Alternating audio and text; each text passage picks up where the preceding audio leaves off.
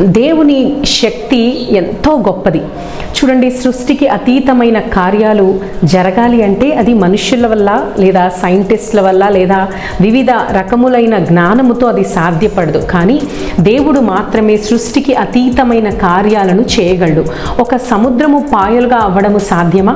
ఒక బండ నుంచి నీరు రావడము సాధ్యమా? కానే కాదు. ఆకాశం నుంచి ఆహారము కురవటము సాధ్యమా?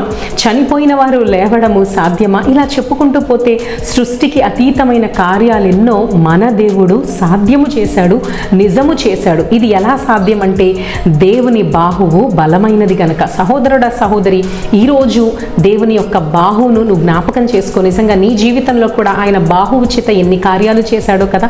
మన జీవితాల్లో గడిచిన దినాల్ని ఒక్కసారి మనం వెనక్కి తిరిగి చూసుకుంటే ఆయన బాహువు తేటగా మన జీవితాల్లో మనకి కనపరచబడుతుంది. ఎన్ని గొప్ప కార్యాలు ఆయన మన ఎడల చేశాడో మన జీవితాన్ని గమనించినప్పుడు మనం ఇట్టే చెప్పగలము. అసాధ్యమైన కార్యములను దేవుడు మాత్రమే సాధ్యపరచగలడు. మరి ఎన్నో అసాధ్యమైన కార్యాలు ఇజ్రాయేల్ ప్రజలు ఎదుర్కొంటా వచ్చారు, కానీ అన్నీ కూడా దేవుడు సాధ్యపరిచాడు. అలాగే నీ జీవితంలో అసాధ్యమైన కార్యాలు ఉన్నాయా? నీ జీవితంలో జరగవు, ఇక అయిపోయింది అన్న పరిస్థితులు ఉన్నాయా? అయితే దేవుని బాహువు గొప్పదని ఈ సమయంలో జ్ఞాపకం చేసుకో. ఆయన హస్తము బలమైనదని జ్ఞాపకం చేసుకో. ఆయన అధిక శక్తి సంపన్నుడు అని జ్ఞాపకం చేసుకో. అసాధ్యమైన ప్రతి కార్యము కూడా దేవుడు సాధ్యపరచగలడు.